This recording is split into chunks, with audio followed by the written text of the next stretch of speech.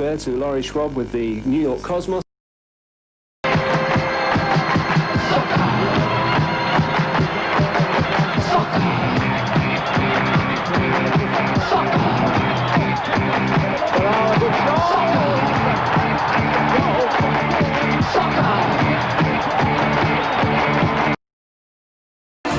Johnson.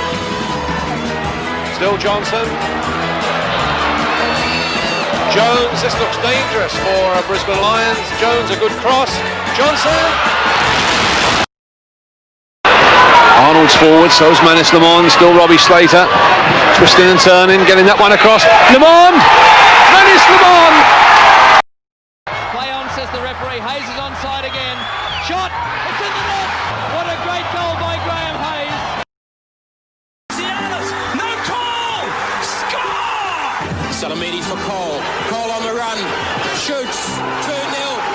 Lazanovsky with the free kick. Launches a rocket! Trimboli. What vision! Blasts. Yes! That's it! Vujovic. Beautiful goal! Here's Bozanic. They haven't! They might have won it! Teammate from Heidelberg United and another local product, Charlie Ankus. How do you feel, Charlie? A bit nervous, but I think I'll get used to it. Just get used to it and really put in 100%.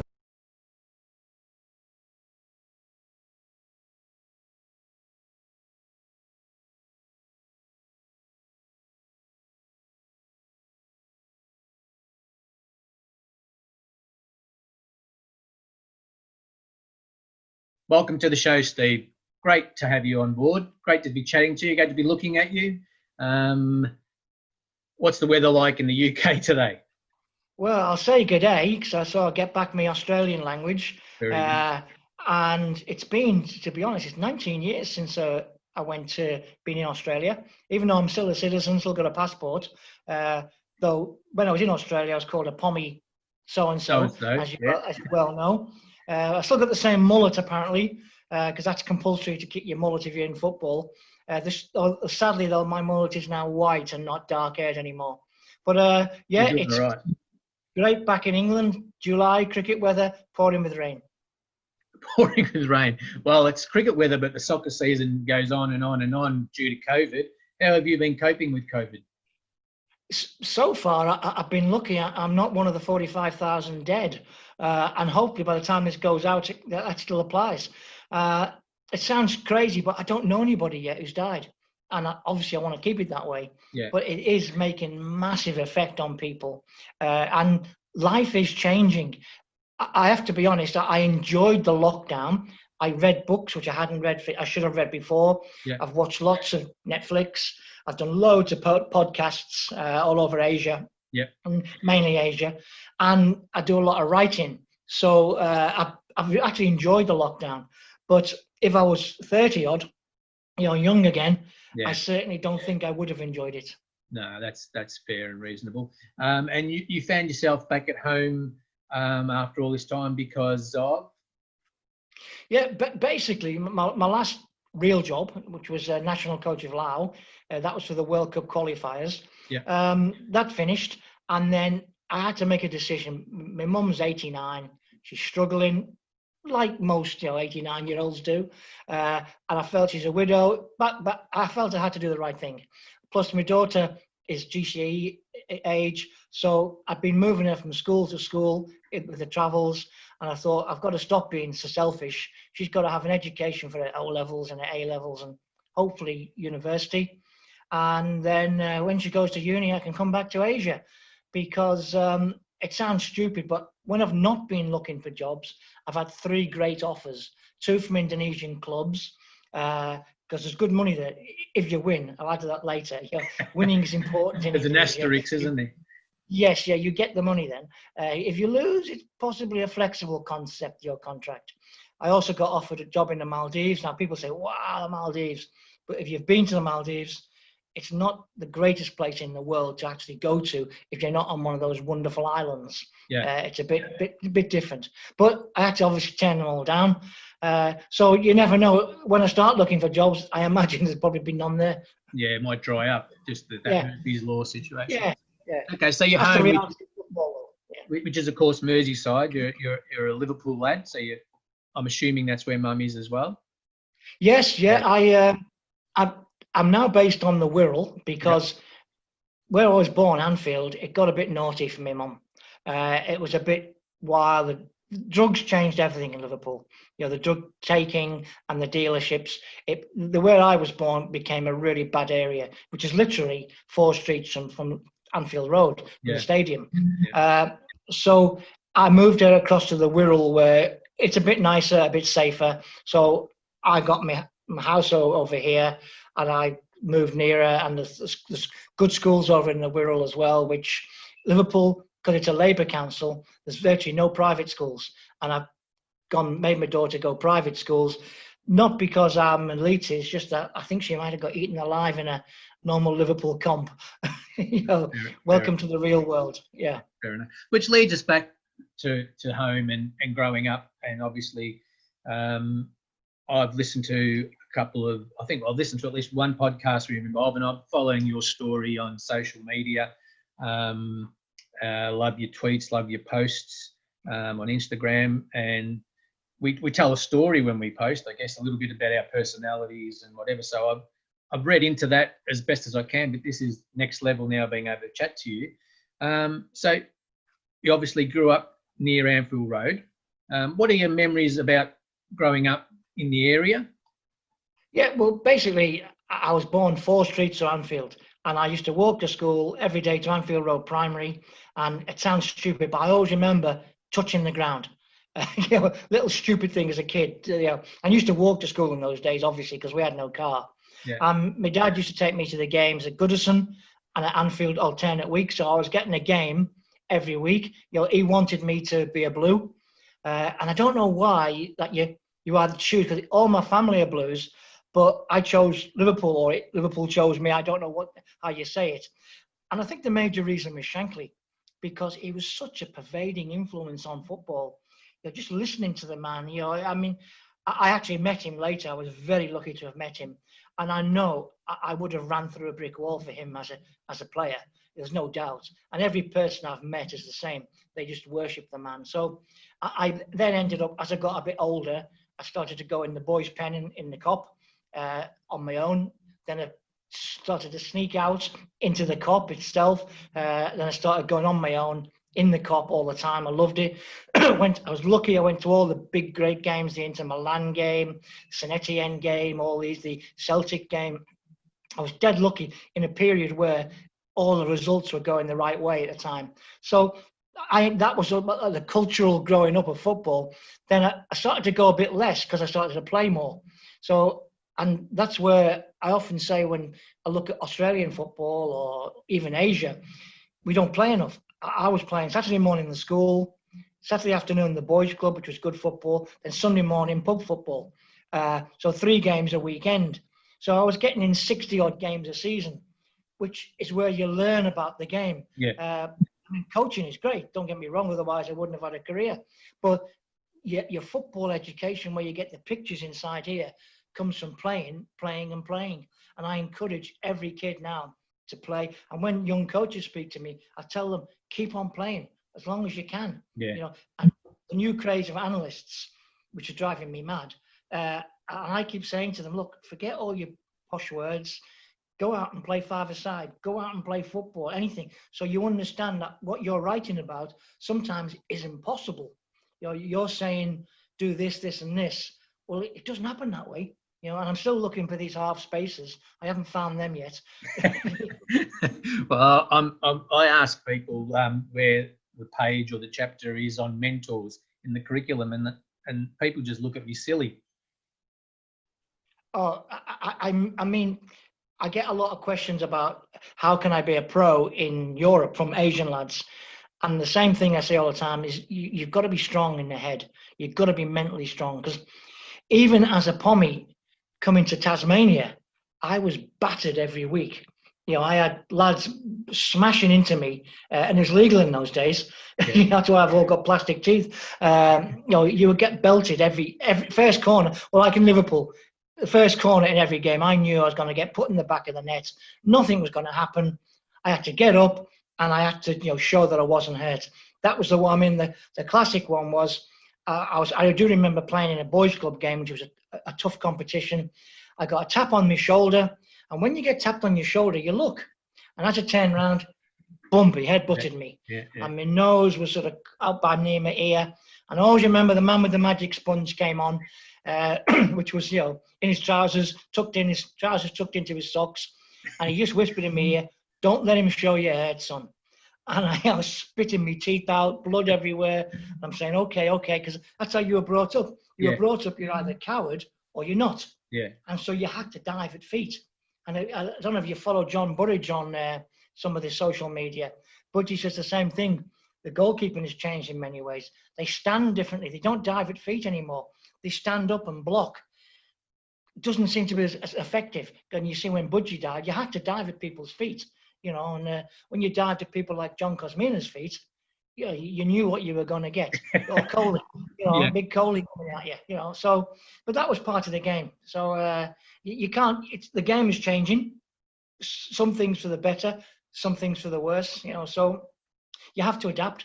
You can't be, and a word I'll probably use later if you talk about Asia is you have to learn to be like bamboo if you're coaching in this game. Yeah. And there's not much bamboo in Anfield, believe me. But it was basically, the bloke who told me, he said, be like bamboo. Be flexible. Don't be straight, because if you're straight, you'll snap. Just bend a little bit sometimes. Bend there. It depends how far you want to bend. Like, I wouldn't match fix, simple as that. And I wouldn't let the president pick the team. But then again, as one bloke said to me, you know, I haven't been offered enough yet, you know, or it's like match fixing. People say it's terrible, which obviously it is. Yeah. But if your child needed an operation to say save a sight, for argument's sake, and you needed 20,000 to send them to USA, what would you do? Would you fix a game for 20 grand to make sure your daughter wasn't blind? Well, it changes the scenario, doesn't it? Changes it completely. Yeah. So the holier than thou, it's black and white, people. It isn't black and white. It's many, many shades of grey. Or even as one player told me, he says, "Coach, the bookies know when you haven't been paid," and that's quite frequent in Asia. And if you're haven't been paid for 2 months, and a bookie offers you 4 months' wages, what do? You take it, because you've got to feed the kids. You've got the wife's in your ear, the mother-in-law's in your ear, because you're feeding the whole family off them. And if you say no, they'll say things like, "Does your daughter still go to that school? Or does your mum still go shopping at Tesco's at 10 o'clock on Sunday?" They don't say they're going to do anything, but the threat is there. And you suddenly start, but I mean, and that's how a lot of these lads get involved. They're not nasty. They're not trying to make money. Some are crims, some are cheats. Okay, them, they should go for life. But there's other lads who are put under incredible pressure to take money to fix games. And I've met some of these lads, and it's heartbreaking, you know, but it's going on. And anyone that says it doesn't go on is absolutely naive. It went on in Victoria, didn't it? Yeah, you know, it did. Yeah, it's going to go on. You know, and let's face it, we all know what happens in Italy. Italy, they do it regularly. Yeah. Well, my son was part of a test match at Etihad or whatever it is stadium a few years ago. And FIFA sent out some experts to study body language, and they hooked up some electronics to some players, unbeknownst to other players who had been given certain instructions to do certain things to monitor their reactions and all these different things as part of that match fixing situation. Because, you know, with the Victorian betting, you can bet on under 21 games and on lower league games, and there's a lot of money that gets ignored, doesn't it? Well, what it is as well, people think, oh, you're going to lose a game. Well, you don't. Sometimes you win on the betting. I mean, with the fixed odds and in the Asian handicap, it's the number of goals, and you can do all sorts, and you can still win. So morally, you've done the right thing, but you might be picking up your bonuses by scoring a goal in the last 10 minutes, or it's easy to let one in, obviously. I mean, people who say these goalkeepers are bent, the ones who make the stupid mistakes are usually not bent. The good ones make the great save that palms back into the goal. I mean, the number of mistakes I made when I was playing, I think they'd have thought I'd have been bent, you know, some of the mistakes I made. But it's the good goalkeepers who are the experts. The bad goalkeepers can't do it. Yeah, which takes me back. So, as a junior footballer, were you always a goalkeeper? Yeah, I mean, I was a 5'9", 14-year-old. I'm now a 65-year-old 5'9". So nothing changed. I didn't grow. But when you're that, I was then obviously, because I was big, I was picked up by a number of clubs. I went to quite a few of the clubs. I was playing obviously all the time, and so I ended up going to Tranmere, and they quite rightly said to me when I was 16, I was going across. I was getting the bus to Anfield, getting down to the pier head, then getting the boat across the Mersey, then getting another bus. I mean, it sounds useful. The kids now wouldn't do it, but because I remember coming back one night and the fog came in. And I was at the pier head on the other side, on the Birkenhead side, and the boats weren't running. And of course, there was no mobile phones then. Mum and Dad didn't have a car, so they couldn't have come and picked me up anyway. So I could have been stuck there overnight, and no one would have known. Fortunately, the ferry got across. It was all right. But I mean, that's the reality of what was happening. That was in the 70s, the early 70s. Yeah. But I mean, I often say the truth that my career was halted by a severe lack of ability. I had plenty of injuries, but they didn't stop me. It was ability. And in hindsight, they were right. I remember the guy at Tranmere telling me, very few will make it, son. And he was dead right. In my youth team, I don't think any made it. A couple played a few years in the 4th division, which isn't going to make you big money. The only one that really made it in my sort of era was Steve Coppell. And he didn't play till he was 18. He didn't play at a club till he was 18. But the game changed. Like, for example, one of the stars who went to Victoria, I think it was a lad called John Hyam, who played in Victoria. Yeah. And Billy Rodaway might have played in Victoria as well. Yeah. I played with John Hyam for a little while at Moreland City. Yeah. Thirds. Well, he was a star. Yeah. He's the same age as me, and John Hyam was a superstar. And I mean, everybody changes at different times. There's no logic, I find, in football. There's lads who I didn't think were going to make it, and I'll use the example, David Fairclough, and he did. And I realise now it's because of massive pace. Yeah. And I realise now that pace is so important. Which when you're 18, because when you're 15, 16, 17, you didn't notice things like pace. You didn't know because no one coached you. Yeah. You didn't get coached in those days. You just played football. I remember even when I was at Tranmere, I played in a practice match, and the centre half was Ron Yates. The ball went whistling past me, and he said, "You should have saved that." Well, I know that, but what I wanted to know is how do I save it? But that was you were never taught how. You were just played. I mean, that's not a criticism. And of course, I would find myself thinking as I got a little bit older that there's more to this, but I wasn't brave enough or big enough to say. You don't tell these people. You thought, what do we do? You don't question them. No. I remember I played for Merseyside grammar schools, and we were playing against Cologne, German lads. And I do remember I was watching. I was in goal, obviously, and I was watching these teams play out from the back. Well, we never did that. I'd have got murdered if I'd thrown the ball out to anybody. I had to throw it over the halfway line or kick it as far as I could. Yeah. And I kept thinking, this game is different here. And they were shielding the ball differently. They were keeping possession, which we did. We went in straight lines. They went diagonal. I mean, they ended up battering us because they were just better footballers. But that's when in hindsight, I start thinking, did I start thinking about coaching even then? But I wasn't brave enough to query it until I went to PE college, a place called Carnegie in Leeds, and I met a coach there. He was a PE lecturer, a fellow called Merv Beck, and he started coaching me and teaching me what coaching was as part of the curriculum. And I did my FA prelim, and Jack Charlton did it, part of it for me. Howard Wilkinson was doing part of it. So I was getting some fantastic staff coaches. And then they suddenly taught me what coaching was about, the principles of the game, which have been forgotten about almost.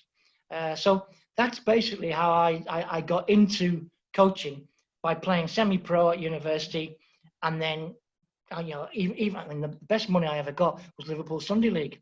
I was coming back from Leeds on the train Saturday night after playing in the Yorkshire League, semi-pro, and getting about a fiver. And I come back sometimes to Liverpool, and if we'd won in the Liverpool Sunday League and Sunday Prem, I was getting my expenses put quite a few quid in my back pocket.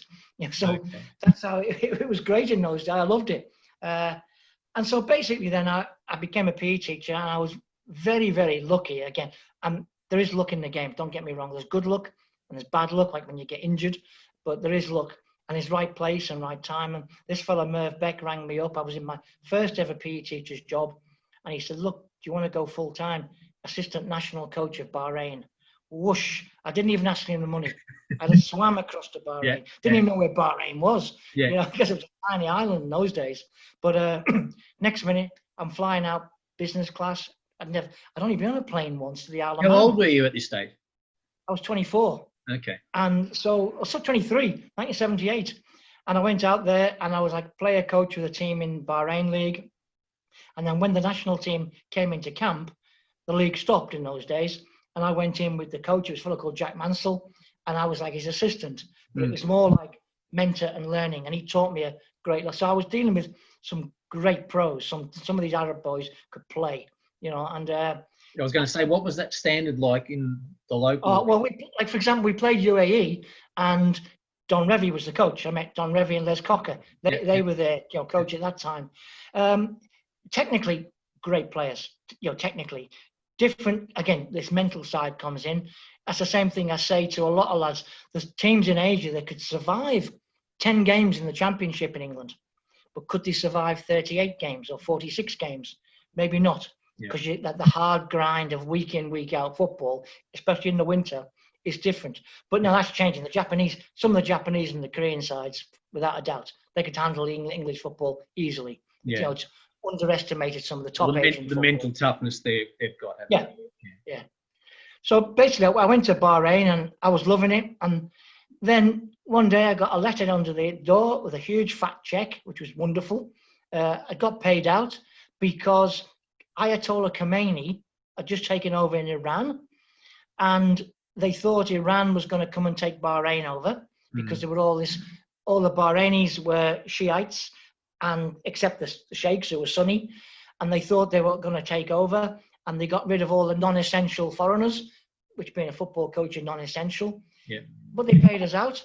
And I just thought, well, that was normal, I thought, So I don't know where that would have ended if I hadn't have, turned out, obviously, Iran didn't invade. But it was okay. So I came back and I'd just done my English full badge. And I don't know if this is true. I was 24. I was told I was the third youngest ever to get the full badge. Graham Taylor was the youngest, apparently.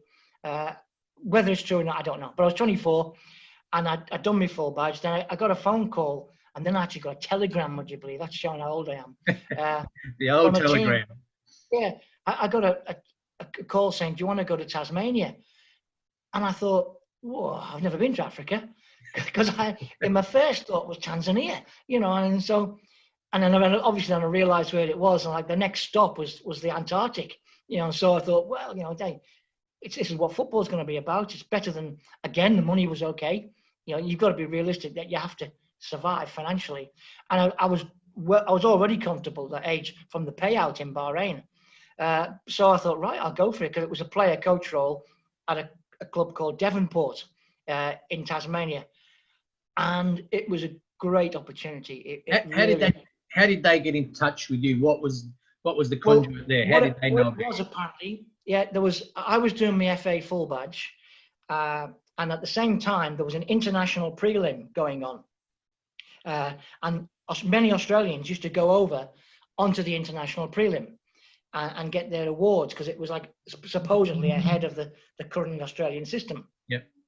And this bloke had seen me play, and he saw me play, and he heard Devonport needed a player coach, recommended me. Devonport offered me. But the crazy thing was, I got off the flight at Launceston, and there was the one reporter there. I always remember his name, Grant Titmus, because of the cricketer. And he said to me, can you walk down the steps carrying your bag, juggling a ball? And I always remember saying, mate, if I could do that, this would be Madrid airport or Barcelona airport. It wasn't going to be Launceston, you know. And then I got in the car with him, and the Devonport people met me. They were fantastic people. And I opened up and I saw football results, because I always looked at, you know, like Collingwood 98, Carlton 94. I thought, what a keeper I'll be here. I'd never heard of Aussie rules. I hadn't. I turned out loving the game in the end. But I got taken to a game quite early there, Penguin against Cooey. Can you imagine the names like that? And you imagine the size of some of these lads playing, you know, in the forward pocket, in the tiny shorts and the tight shirts. But I ended up, you know, really enjoying VFL in those days. You know, Jezelenko and all these fellows, Dacos. You know, what a soccer player Dacos would have been, I'm sure. You know, yes. So I used to, you know, enjoy watching. Yeah. And I mean, I met David Parkin later in life, and he was a huge soccer fan. Yeah. And he started to use some of the tactics. I'll say football. I can't get back into soccer again. He would use football tactics for Aussie rules. Yeah, he was very, very well. He was an intelligent human being. So he was never going to be blinkered about other sports, was he? He knew the value to himself. You know, learning other sports, especially the tactical side of soccer, and the advantages that could bring to AFL. Yeah, he used to talk about, you know, the way we moved up as a group and back as a group and weren't static. He was very clear. And I obviously then got to know more about Aussie rules and found it a fascinating game in its own right. I played a few games for my school old boys team down there in Tasmania in the forward pocket. And I suddenly realised that you don't get the ball that often unless you know what you're doing. Yeah. You need to know how to find it. Yeah. But it was anyway. But I was never going to be a pro in that game. Yeah. You know. So I ended up Tassie soccer. What was the level of Tassie soccer compared to Bahrain and the UK? It was. You might say it was a strange situation in Tassie then, because in 1980 there was suddenly an influx of foreigners, Poms.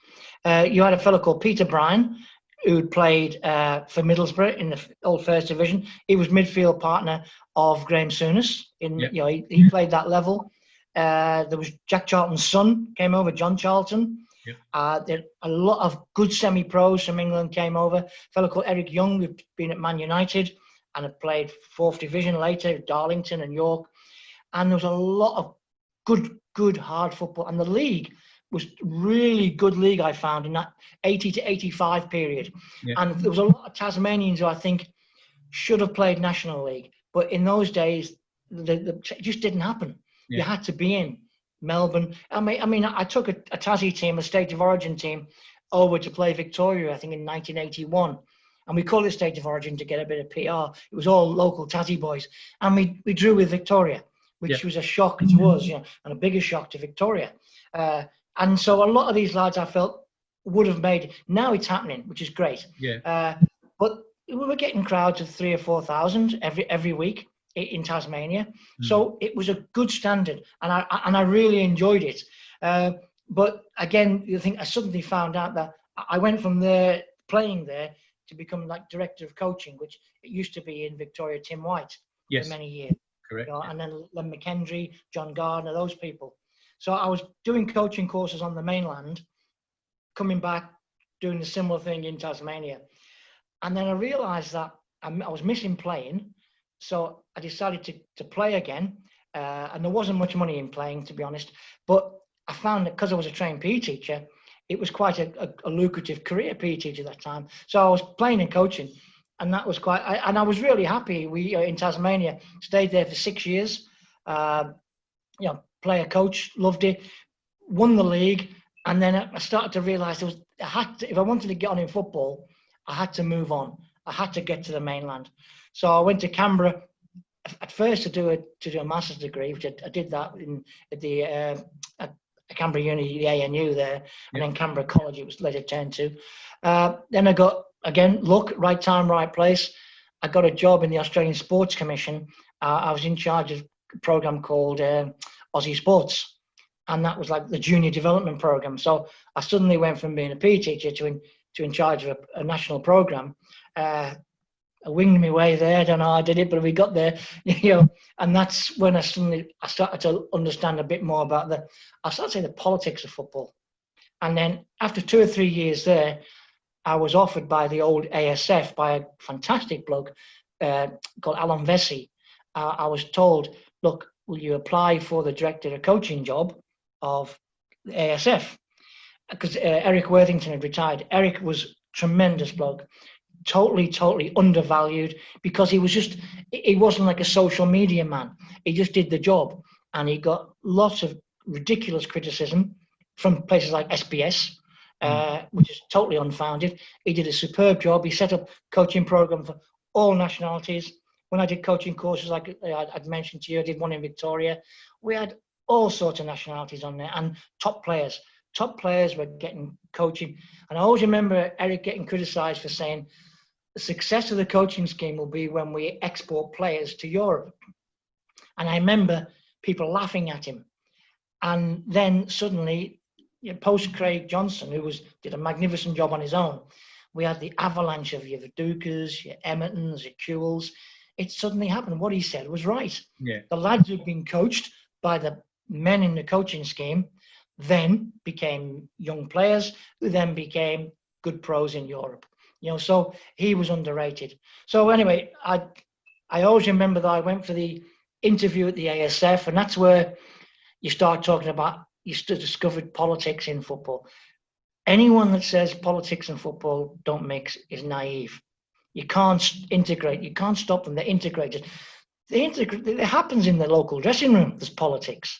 This happens, everywhere in the club structure.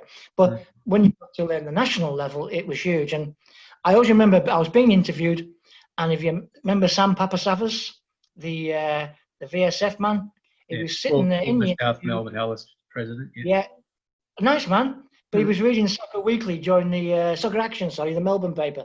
He was reading Soccer Action during the interview. To be fair, it was a good paper and hard to put down at times. Fair enough, yes. Yeah. Les Shorrock, I think, used to write. Is that right, Les Shorrock, I think? Les and Craig McKenzie and Laurie Schwab. Yeah. So he was reading that, and I thought, I ain't got this job, have I? And he was right. I didn't get it. I found out why the person got it later on, because, again, the political situation. But then Alan Vesey rang me up and said, look, I want you in the system. And he created a job for me called Youth Development Manager. It was like a TD, for want of a better phrase. Though I still don't know what a TD does, even though I've been one since. But I'm not going. I had that job. Yeah, I know. I had that job, and I learned. The president was John Constantine, a Greek. Tony Labazetta was vice president, the Italian. John Dimsis was vice president as well. Great man, John Dimsis, yeah. Yep, and you learned about politics. Now, there was politics, but I've got to say, every decision they made, I think, was made for the good of football. You might never agreed with them. They didn't agree with each other, there's no doubt. But I think they were doing it for reasons not about themselves, not about Greeks or Italians or Croats. For the good of the game, yeah. What they felt was for the game. And I will stand and say that publicly, which I am now. I felt those people were good for the game. They weren't the old football, which got heavily criticised later. It was certainly politicised. There were deals done. There was things I know, but I can't talk about. But I found John Constantine was great. It was great to me because he said to me, "Do you want to come and coach Sydney Olympic at the same time as working?" Which, in theory, you think is unethical, but it was great because I wanted to keep coaching. So I was working with Sydney Olympic as a goalkeeping coach, like an assistant coach, to Mickey Hickman, to Bertie Mariani, to Tom Samani. And I just kept on going through with all these lads, and then with David Ratcliffe. And I eventually went full time with Dave Ratcliffe. Good lads, proper coaches, all of them, all different. Bertie Mariani, different from Dave Ratcliffe. Mickey Hickman, again, different, but all honest, good football men, love the game and were doing things not for the politics. They were doing things what they felt for the players, which was the most important thing to all these coaches. So I worked there for 5 years, and basically I worked there until David Hill came in one day. He took over as president from John Constantine in this new soccer business come in. He told me I was great. I said, thank you. He told me, oh yeah, I've read yours. He said, you've done this development plan, you've done that, you've worked on this. Fantastic. I said, oh, thank you. A couple of weeks later, he comes in, he says, here's a check, I'm sacking you. And to be fair, the check was fine. It was a decent check. And the explanation was? I've traded you off for something. Someone doesn't like you. And I needed to get you rid of you to get something I wanted. And that was it. Because I always remember when I first met him, he asked me, what's your management text? Now, coming from Anfield, didn't have too many management texts. I said, I had no idea, mate. I had no idea what you're talking about. He says, try reading The Prince by Machiavelli. So I did. And believe me, Machiavelli is the best football book ever written. You read The Prince, and you see some of the quotes that come from it and you realise that is football. Believe me, that is Australian football. Because I remember working with Gary Punch, who was at Olympic at one stage, and he was a Labour MP in New South Wales. And he said, the football politics is worse than New South Wales Labour politics. And that was a bit naughty in those days, with Graham Richardson and all those people. He said, no, football's far worse. So he got rid of me. And what was really good was I got a phone call almost like, so I stayed with Olympic because JC was still there, and everyone was, I loved Olympic. It was a madhouse, great preparation for Asia, because if you could handle Olympic, you can handle any country club in the, So I was still there, and I got a call from one of the ex-presidents of Olympic, Harry Michaels. And Harry said to me, you're coming on television. I said, great, because I've done a little bit of TV. It was called Galaxy in those days, I think, with Andy Pascal. Yeah, the early days of Fox Sports. Yeah. Galaxy. So I did a bit of that, and I've done a bit of SBS work through Dominic Galati, I think it was in those days. So I'd done that, and then Harry took me on. And then I do know that people within the ASF actually tried to stop me working on television. And Harry, to this credit to this today, he told me straight what these people had said. He said, nah, I don't do that.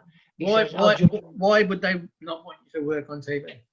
I don't know. Maybe they thought I'd say something. And so Harry's first job was told me to go and interview David Hill at a game, which I thought was wonderful. So I'm forever thankful to Harry Michaels. And there's a bloke who does love football. Yeah. He does live, eat, sleep, dream the game. And I found him easy to work with. A lot of people didn't, but I certainly did. And he's genuinely a sincere man about football. And to this day, he's still doing things for football, which he does lots of things behind the scenes, which nobody knows. Yeah. So I'd love to see him in charge of football. And believe me, it would soon take all this Fox business, which I don't know too much about, but all this Fox, SBS business. You put Harry in charge of football in Australia, it would be a workable success. Yeah, no, he certainly put his money where his mouth is for a long time. And he's probably been burned, to be fair, over a period of time. Yeah. But I don't know the guy personally. I've had a couple of very brief conversations with him, which have been pleasant. But I'd imagine that given the opportunity, he would be able to, he'd want to have a go at it. I think he loves the game. Yeah, loves football, yeah. So good on him. So you also work with the Matildas. How did that come? Yeah, well, they weren't the Matildas in those days, and most of the players in that era didn't like the name when they saw it promoted. No, they didn't want it. They thought it was stupid. And basically SBS decided that. Nobody else. SBS ran a Vox Pop, and it came out the most popular, so they adopted it. Now it turns out, I think it's been probably a wise move, but it wasn't. They were just called the Australian Women's Team, and I was left with the utmost respect for those people because they were paying to play for Australia. Yeah. In '85, I'd never coached them before. '85, I'd been asked to go across to China with as assistant coach to the Australian Women's Team then, and basically I went because my view is I don't care who plays football, male or female, gay, straight. Who was the senior coach at the time? Jim Selby. Yeah. Okay. So I went across as assistant, and then the big thing that changed me for them was there was a girl called Julie Dolan playing, and what a player! oh, she could have played men's football without a doubt. And I became very impressed with her as a player and as a person, obviously, and the girls themselves when I realised how much money they're paying to go to play for their country. And then a few years later, I was offered, about 1989, I think it was, I was offered the women's team senior job. So I said, yeah, I'll do it, because I had to respect. And then the girls were still then having to have, pay for themselves. I managed to get them some hand-me-down kit from the ASF. Now, I used to get angry when I had I'll be honest, some of the feminists saying, oh, we shouldn't be wearing hand-me-downs. Hey, the girls were delighted not to have to pay for their kit. Yeah. They were now wearing Adidas gear, obviously sometimes a bit big, but it was better than not, having to pay for it, So, but these girls, and the good thing is many of them went on to get full time in the football. Moya Dodd, Nissa Tan, lots of these girls, Jane Oakley, Debbie Nichols in Victoria, they were all in my team, and there's so much respect for them as people. They were professional in every aspect except getting paid. Yeah. And I'm delighted the girls are getting paid. And what is even nicer, you'll see that some of these girls who are still involved, who are now probably in their 50s, I imagine, late 40s, early 50s, and you never hear them moaning about these girls getting paid, the new girls, because they did the groundwork, these girls, but they have to do things like calendars, which some of them didn't want to do, but they did it. TV adverts and stuff. We had to fight to get them on TV, which we did get them on TV at some stage, but it was a battle. Again, political battle. We had to fight huge battles, but the girls were great, and I've got utmost respect for them. I've been fortunate enough to interview Julie over the phone. We also interviewed Debbie, Teresa Jones, or Teresa Dees, Debbie Nichols, and Janine McPhee. And so I've spent a little bit of time with the last three, not Julie as such. And obviously their love and their passion, and like you said, they're professional. Their attitude, because their attitude is professional, that makes you a professional. Getting paid doesn't give you the stamp of professionalism. I used to give them fitness programs to do, because we couldn't meet regularly. And when they went to their clubs, I don't mean this badly, some of the coaching wasn't the best. Often they were the player coach, and they would do these fitness programs on their own. And someone like Jane Oakley, what an athlete, and you had Janine McPhee, she always reminded me of Luis Suarez. She's a pain in the bum to play against, because she was always in there digging, niggling, elbows, biting at people, and she scored goals. Debbie Nichols was as hard as nails. She could kick you all over the park. I gathered that. I coached against her, and her team represented her personality 100%. She loved football and could play. They still do. And like you said, their love of the Matildas hasn't waned. I've seen them at the match, when they go to matches and when they turn up to events. It's a sisterhood for them. It's not about the new girls and the old girls. They've, as you said, they've put down the paving stones. They've set the scene for the ones to come. And there's not even a hint of past and present. It's just like we're all together. It's sensational to see. The big thing that surprised when I was with, how it changed for me mentally, was I was doing the set pieces for the Australian team with Julie, and I said I want a left footer and a right footer, and Julie Dolan came up and said, "Yeah, I'll do that." And I said, I want one to do in swing with the right foot, one to do out swing with left foot. It's okay. Which one do you want? Bump, did them both. Ambidextrous, yeah, absolutely. And not many men could do that, believe me. So and again, they were tough. There was a girl called Monteith who was, there was nothing of her, but hard as nails, and you get I didn't have much of Teresa. She was just on the edge of going out then.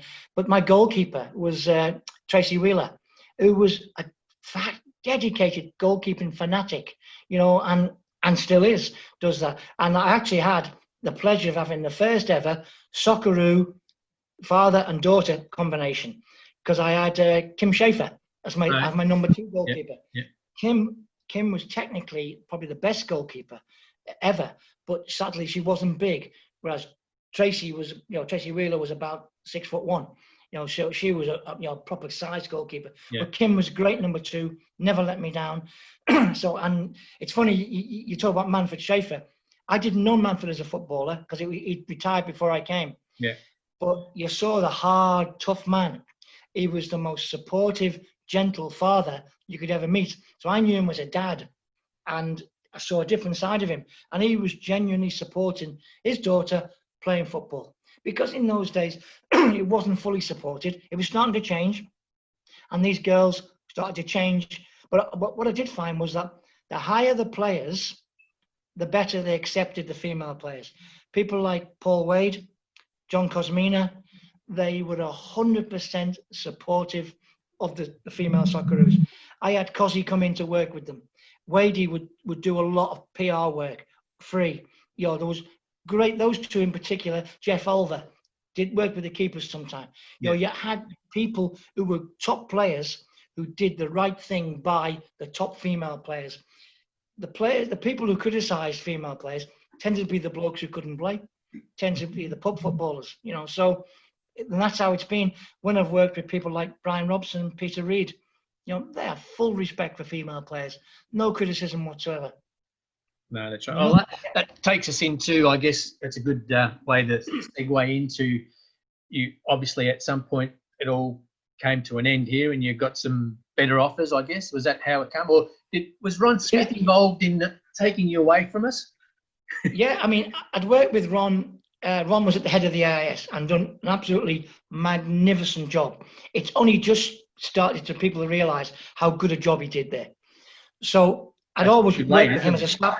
I'd worked with a staff coach for the ASF, and Ron was a staff coach, and we'd worked together on level 2s and level 3s. And he'd gone off. He'd moved on to Malaysia, and he gave me a call and said, "Look, do you fancy coming to Malaysia?" Basically, about a 6 to 8 week contract, and the job was to keep this team up called Johor FA, keep them in the league. They were in Division 2. If they'd gone down, it would have been a national disaster or a state disaster for Johor. I said, "Yeah, okay." I mean, when he told me how much money, again, I just swam across. But I thought, why not? I knew people like Alistair Edwards and Abbas Saad had gone across, and they'd done a good job in Johor, in Singapore. Went across, again, look, right time, right place. We won every game in the period. We ended up coming second in the league, which didn't guarantee promotion. We went from bottom to second, because only first went up, but we won the FA Cup, which was unheard of. It would be like Wimbledon winning the FA Cup in England.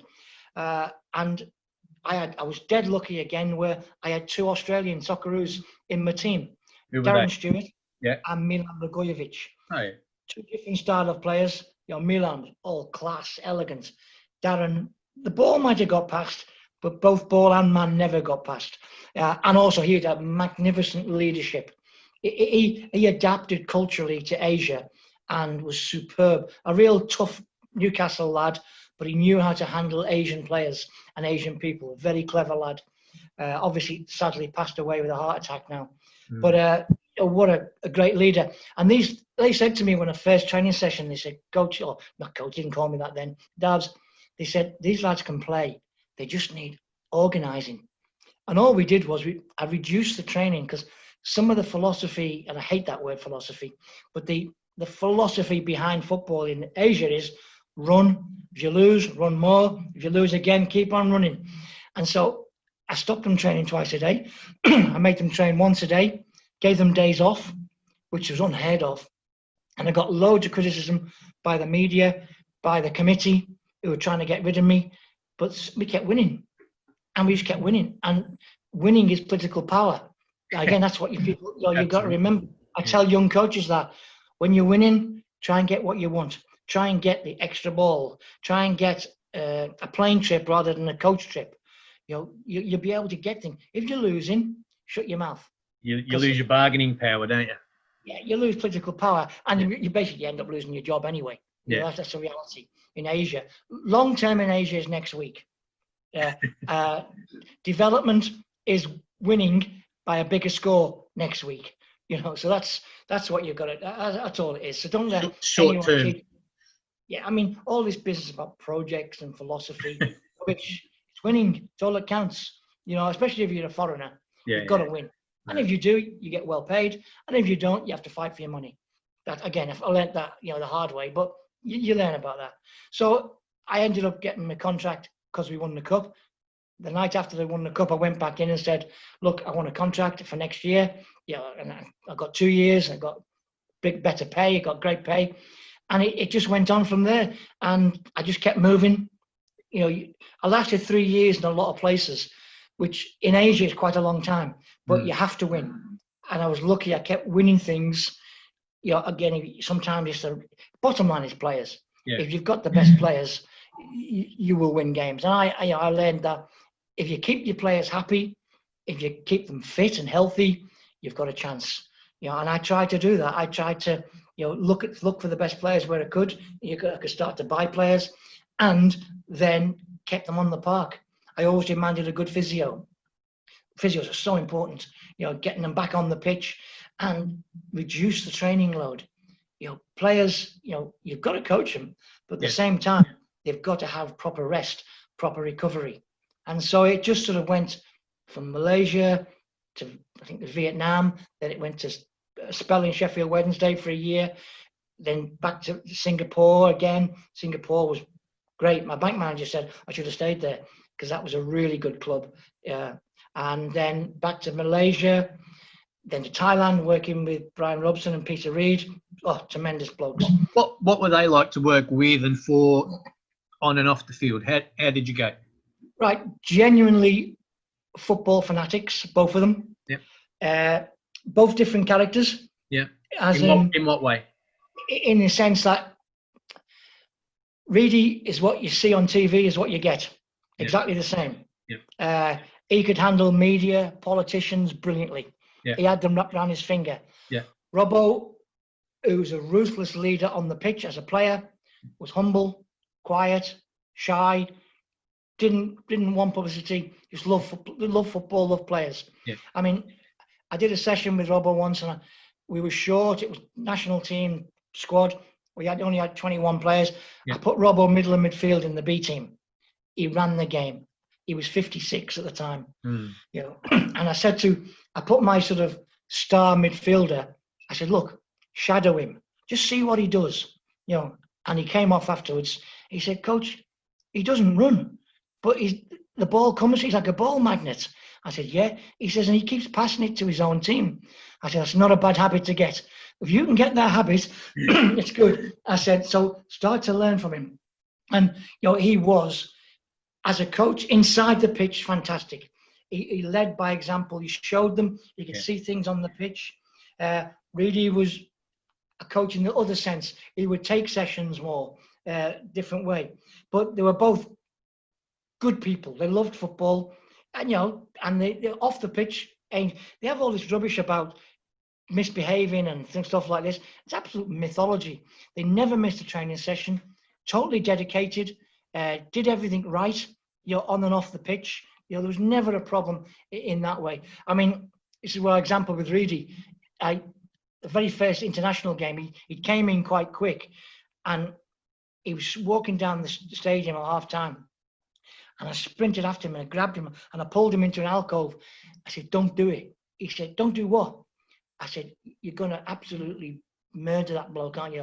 One of our players. He said, yeah, he deserves it. I said, I know he does, but grab hold of him, take him in the toilet, do it 1-to-1, and he'll do it. But don't bollock him in front of the whole team. Yeah. I said, because you'll lose his mates. You'll lose him and you'll lose his mates probably as well. And then we'll lose the game. Really smart, picks it up, not a problem. Did it back. Got the lad on side, and the lads knew it. He kept face. He gained their respect. I mean, he wasn't always perfect in the culture, because, for example, it sounds stupid, Thailand. If you've been to Thailand, it's not renowned to being a conservative society. But it was in some ways. The lads would get dressed, put a towel around themselves, pull their shorts down, pull their shorts back up with a towel around them. Yeah. They didn't like to see each other naked. So Reedy, after the shower, stripped off, towel over the shoulder, walked through the dressing room, and you saw every lad look away, go red, you know, and he knew it, he loved it, you know, and he says, there's some rules I'm not going to change, you know. So, culturally, both of them were clever, and we had some good results with Thailand. There were some good players. A couple came across to Gary Cole took Surat Sukkar over here, and Suti Suksomkit. I mean, you talk about the quality. We played Liverpool in a pre-season friendly for Liverpool, so they had a decent side out Liverpool. Carragher, Torres, Ryan Babel, and they were playing, and we drew 1-1 with them. Admittedly, we hung on, but to say we got a draw with Liverpool with a decent side out, it shows you the quality. And Robbo and Reid said none of the Thai boys could get in the top 6 Premier League. Being honest, but they could have got in the bottom half of the Premier League teams, and certainly in the champion, probably 8 of the team could have got into the Championship without a doubt. If you put the Thai national team in the Championship, it would have held its own, probably mid-table. You know, it was a long grind over 46 games he couldn't have handled. But in terms of half a season, yeah, maybe they could have held their own mid-table. That was a Thai national team. You know, that's fair.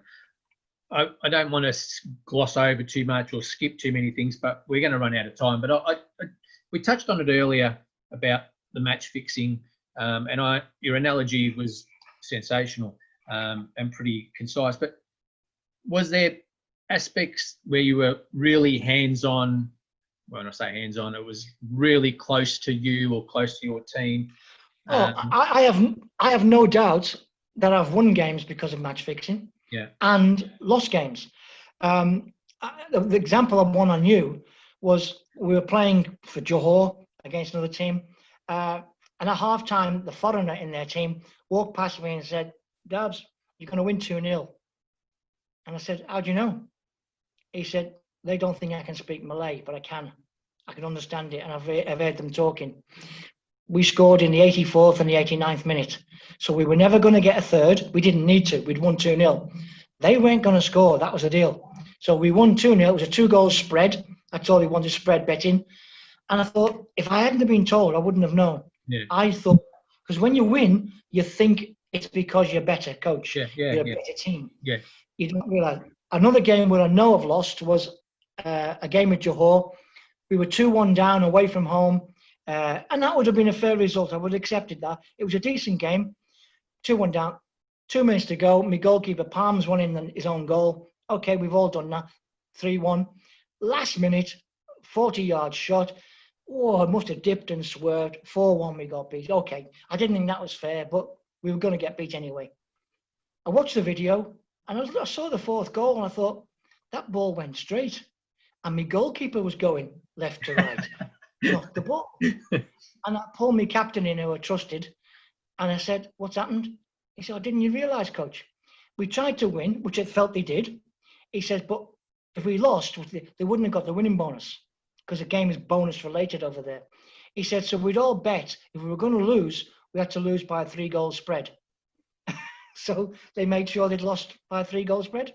It didn't matter to them. You know, they all went home. They all could pay extra. I had a situation, another mate of mine, who, a foreigner, his goalkeeper came up to him in the beginning of the season and said, 2 games a year are mine, coach. He says, "What do you mean?" He says, I will have 2 games a year. He said, "Don't worry, they'll be away from home. It won't matter. The crowd won't get on you." And he says, "What do? You don't know when it's going to happen. You can't drop him because he's the best goalkeeper by a mile. He's going to win you 10 games, this goalkeeper, but he's going to lose 2. So he said to him, "Why did you do it?" He says, "Well, these 2 games pay for my kids' education. I've got my kids in an international school, in this country." And he says, "This pays for it." And he says, how do you argue against it? It's going to win you 10 games. It's going to lose you 2. He's happy. Everyone's happy. Everyone knows what's going on except powers that be. And so it goes on. I mean, in my last last team was the Lao national team. And I knew 2 of my lads were fixing. I knew it because they kept making mistakes in certain parts of the field and kept giving free kicks away and lining the walls up dodgy. But they only did it in friendlies. Never did it in World Cup games. And they told me later, they said, oh, we don't do it in those games. But their logic was they weren't getting paid to play for the country. And they were up against teams who one player was getting more than they. I'll give you an example. We played Korea. Son Heung-min played, Spurs player. And one of our lads found out how much he was on a week. And that was more than my whole team put together for a year. Yeah, comfortably. Yeah. And I mean, and the worst thing was, Son Heung-min was a really nice bloke. Mm. At the end of the game, he came up to me, shook my hand and said, I saw what you were trying to do. And he laughed. Because what we tried to do, I told one of my players to kick him on the halfway line. Because I was hoping that if he got kicked, he'd go off. Because he had a Premier League game the weekend. I was hoping that the pressure would be, too much on him. Didn't. The lad couldn't get near him. He was so much better. He scored 3 and made 2. So, but he was a nice lad. The first thing he did was took his shirt off, gave it to the lad who was trying to kick him. So. That's fair enough. But after I left, 4 of these lads got banned for life. 2 I thought would have been banned, but 2 I would have put my house on them being straight. Yeah. And I would have been homeless. You would have been. So to be fair, one of them rang me up afterwards and said, Coach, I didn't do it. I've been stitched up. I've been set up. He was like apologising to me saying, Coach, I didn't do it. And my good feeling is still he didn't do it. He was stitched up. But I've seen it go on. It's still going on in, for example, the Vietnamese League, the V League. It's corrupt as hell. It just goes on. But as we say, it goes on in Italy. So why should we be? It went on in Victoria. We know that. It went on in England in the older days. The only reason it's not going on now is you can't afford to bribe a Premier League player. It's so you need a lot of money. Yeah, so you can't do it. But I've no doubt it's going to go on in the lower leagues. No doubt. Because whilst there's fear, whilst there's blackmail, whilst there's greed, match fixing will go on. Yeah, fair enough. And whilst there's gambling, and gambling is, you're not going to stop gambling. No. You're not going to stop it in Asia. No, too much money. Too much money. You're not going to stop it in Australia. No, that's right. That's right. I want to sort of wrap it up, but I want to end up on a good note. But I want to head back to my dual love with you, the Liverpool FC. You obviously, it played a big part in your life growing up. You're talking about standing on the cop and that, playing that part in your formative years. You mentioned some matches, but out of all the players, and you would have seen a lot of good players because of that era that was chock-a-block with superstars. But in your opinion, of the ones you saw live, who was the best? Oh, I was a fan. I don't feel I'm a fan anymore. I feel I'm a customer. That makes sense. Yeah, that's because having gone to a game recently, I didn't feel the same. Now, whether that's me getting old or my job has changed my mentality, I don't know. But the seat I was in, I was told would have cost me £250 to go. Really? And it wasn't the best seat in the house. Okay. So that is again. So what you're getting is a different clientele now. You're not getting the working class man with his kid. Yeah. You're having someone to play middle class, really, to be honest. Yeah. The cheapest seats are 45 quid, and you can't get them. They go to the away team. But anyway, to go back to your question, I suppose the greatest to me was Roger Hunt because he scored goals. But as a keeper at the time, Banks was my hero, absolute legend. And of course, I like Tommy Lawrence, but because being a keeper, underrated keeper. But yeah, in those days, it would have been Lawrence and Hunt, and to an extent as well, as I got a little bit older, Dalglish. He was doing things which were, and it's funny, I went, when I worked with Everton, believe it or not, in China for a year, I was there like coaching consultant. Yeah. And I spent 2 weeks with Kevin Keegan. Yeah. Another one who, if you said to me, go and run through that wall, Darbs, I'd have said, how many walls do you want? Yeah. What a football man. He loved, passionate the game. And he didn't need to. He was millionaire. He was 60 by then, I think. Didn't need the money. Didn't need to go to China. But he was giving those Chinese kids 100% every day, all the time, you know, and they didn't know him, obviously, because they didn't know who Keegan was, these Chinese kids. Yeah. But he didn't care. He was doing, you know, I went over with players like Ian Snowden, Graham Sharp. Again, good pros, top pros, did the right thing by the Chinese kids. But Keegan was, magnificent. Lovely fella. You know, it was a pleasure to work with him. Okay. Now, you said, we mentioned Shankly earlier and the influence he had on your life.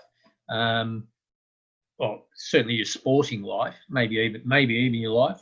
Absolutely, yeah. I was lucky enough to meet him. Yeah.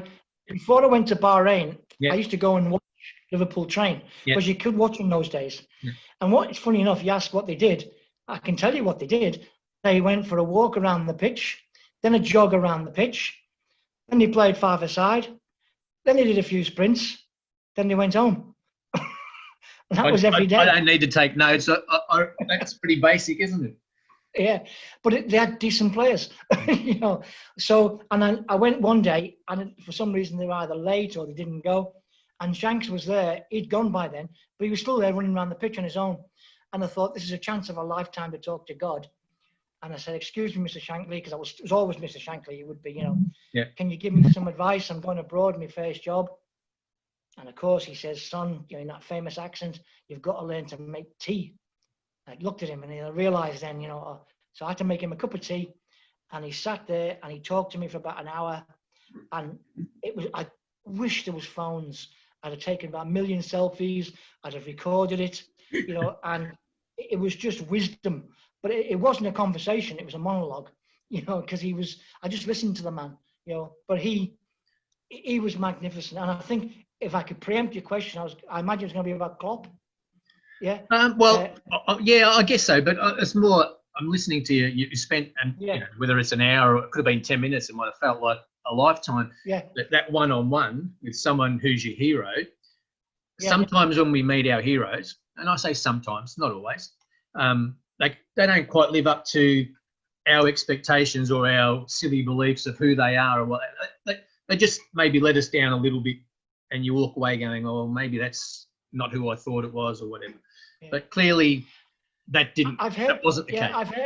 I've heard that cliche, and luckily, and I say luckily, the people I've met who I've really rated have been top class. I rated Bryan Robson as a player. Oh, what a lovely bloke. I rated Reid because we were the same age. We played against the same, and he was a top local schoolboy. Yeah. You know, and again, he turned out to be a great bloke. Cricket's my other passion. Yeah. And I met Farooq Engineer when I was in India, and Sachin Tendulkar. And again, Tendulkar is like a god. He really is. Yeah. And he again was a humble, shy, nice bloke. I mean, so often, you know, that maybe I think is a myth. And the other myth I've also heard is that you have a media myth sometimes. The reality of a person is often not what the media make him out to be. And the best example would be, I was coaching Mumbai in India in this ISL, which was a good league. We were on good money, good professional treatment of the teams. Everything was right. And the president in those days in that club bought the players. And he bought us Nicholas Anelka. Yeah. I went, oh no, because all I'd got was a media image of Nicholas Anelka. Yeah. He'd just been suspended for putting his fingers on his arm, that thing at West Brom. Yeah. He was humble. He was almost shy. He was a top pro. He was dedicated to the game. If I said be down at 10-9, he was there 8:45. If I said wear an orange sock and a pink sock, he'd wear that. You know, end of the session, he asked me, can I do some extra work? And I couldn't coach him because every time he hit the ball, he went on target. He destroyed goalkeepers. He was that good. Yeah. And he was a really, really nice bloke who I realized the myth was not like the reality. You know, dedicated Muslim, but didn't push it. He just kept himself to himself. We'd go out with the local boys. He'd look after them. I mean, I always remember we used to have quiz nights, and I was with Peter Reid, and Reid, he'd have quiz nights with him, and he said once, the quiz was, who's played in the Manchester Derby, the Liverpool Derby, the North London Derby? And Nick looked up like that, and Reid went, nah, not you, Paul Stewart. So Nick just quietly said, but I scored in them all. You know, and he says, does the El Clasico count as well? he played for Madrid against Barcelona. He had, he had some decent clubs, didn't he? Oh, he had some teams. But, Yeah. I mean, you wouldn't have thought so. He was on the bus with the lads laughing and joking. And I always remember he got subbed one game. He shouldn't have played, but he says, no, I'm playing.